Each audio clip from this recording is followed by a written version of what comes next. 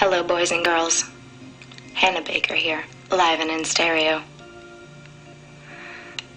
No return engagements, no encore. And this time, absolutely no requests. I hope you're ready because I'm about to tell you the story of my life. More specifically, why it ended. And if you're listening to these tapes, you're one of the reasons why. I'm not saying which tape will bring you into the story, but fear not, if you receive this lovely little box, your name will pop up, I promise. Now, why would the dead girl lie? The rules are pretty simple. There are only two. Number one, you listen. Number two, you pass it on. Hopefully neither one will be easy for you. When you're done listening to all 13 sides, because there are 13 sides to every story, rewind the tapes, put them back in the box, and pass them on to whoever follows your little tale. And you, lucky number 13, well, you can take the tapes straight to hell. Understand, I did make a copy of these tapes. Those copies will be released in a very public manner if this package doesn't make it through all of you. You're being watched. So when did you decide to kiss me, Justin? Was it during your walk to the park, or did it simply happen when I slid into your arms? Turned out to be the beautiful kind. You didn't shove your tongue down my throat. You didn't grab my butt. We just held our lips together and kissed. But then you started bragging. A rumor based on a kiss has a snowball effect. A rumor based on a kiss is just the beginning.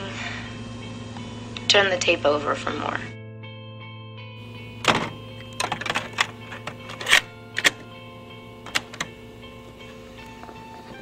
Welcome back, and thanks for hanging out for part 2. Alex Standall. It's your turn. You probably think you did a good thing, right? You voted me best ass in the freshman class. How could anyone be angry at that? Maybe some people think you were right in choosing me. I don't think so. Every single event documented here may never have happened had you, Alex, not written my name on that list. It's that simple. You needed a name to put down opposite Jessica's, and since everyone at school already had a perverted image of me after Justin's little number, I was the perfect choice, wasn't I? And the snowball keeps a-rolling. Thanks, Justin.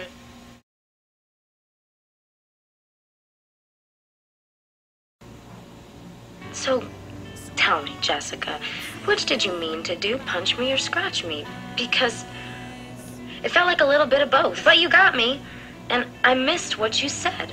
It's a knife in my back because you would rather believe some made-up rumor than what you knew to be true. Did you notice the scars you left behind? No? Shh.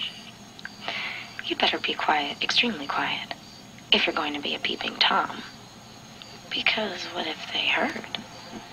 What if I found out? Guess what, Tyler Down? I found out. Your story, Tyler, is kind of creepy. And I feel a little creepy telling it, too. Why? Because I'm trying to get closer to you, Tyler. I'm trying to understand the excitement of staring through someone's bedroom window. Watching someone who doesn't know they're being watched. Courtney Crimson. What a pretty name. And yes, a very pretty girl as well. Posed. What an interesting word to sum up Courtney's tale. Because when you're posed, you know someone's watching. You put on your very best smile. You let your sweetest personality shine. And in high school, people are always watching. So there's always a reason to pose. I don't think you do this intentionally, Courtney. And that's why I put you on these tapes, to let you know that what you do affects others. More specifically, it affected me. Courtney Crimson. The name sounds almost too perfect. And as I said, you look perfect too.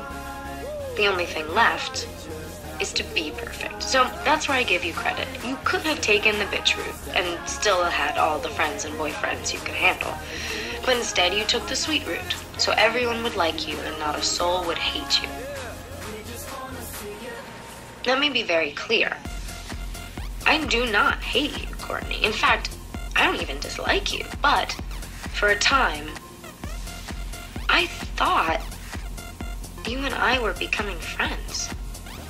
It turns out you were just grooming me to be another tally mark under people who think Courtney Crimson is a really neat girl. So I walked into Rosie's and sat at the counter.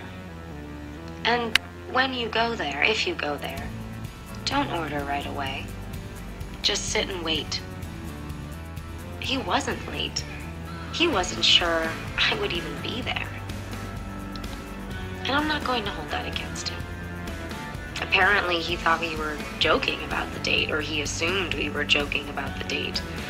But halfway home, he stopped, thought about it, and headed to Rosie's just in case. And that's why you're on this tape, Marcus. You turned around just in case. Just in case I, Hannah Baker, this reputation, was waiting for you. And sadly, I was. At the time, I thought it might be fun. At the time, I was stupid.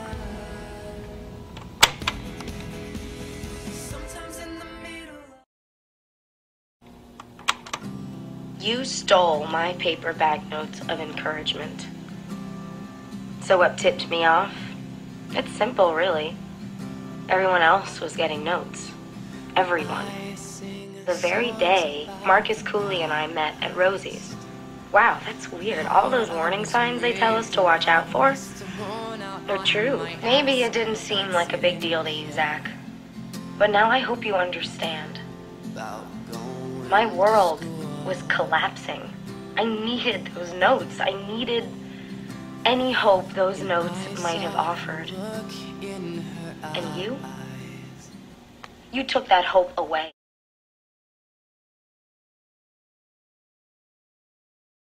Would you like to hear the last poem I wrote before quitting poetry? Before quitting poetry for good? No? Fine. But you've already read it. It's very popular at our school. Some of you may recall it now. Not word for word, but you know what I'm talking about. The Lost and Found Gazette. Ryan's semi-annual collection of items found lying around campus. But guess what? My poem? He stole it.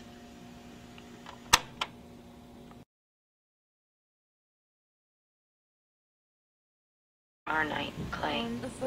And you know what I mean by our night. That night drags many of you into the story as well.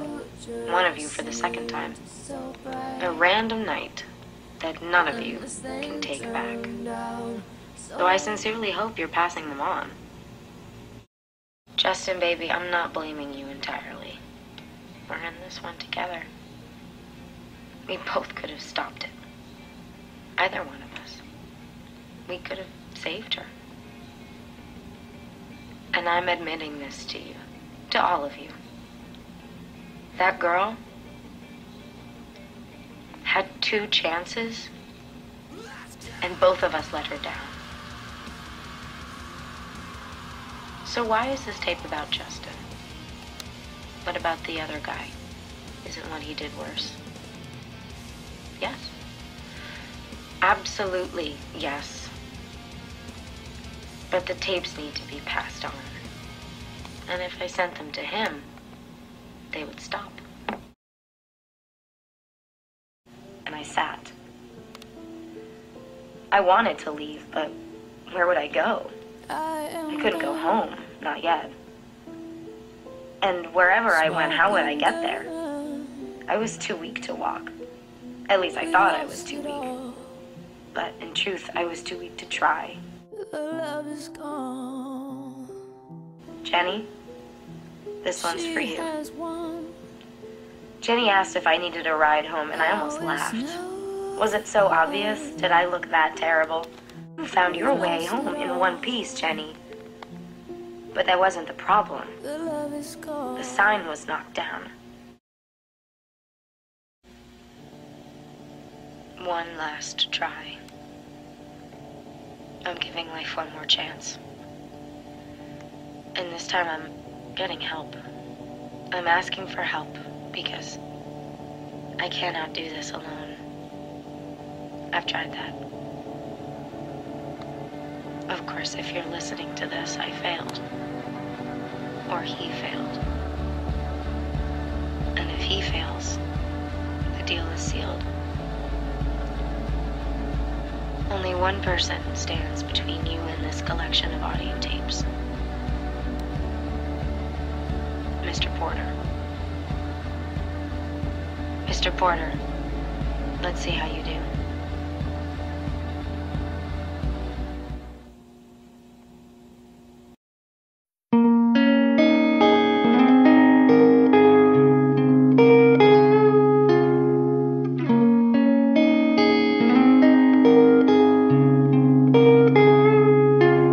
There's a hole in my heart which you used to catch your air.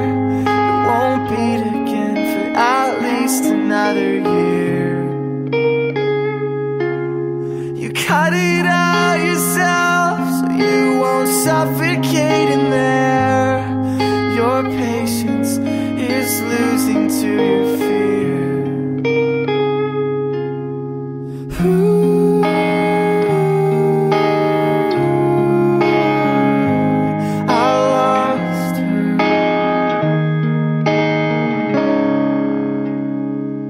When collecting angels come, I will rush to find your prayers.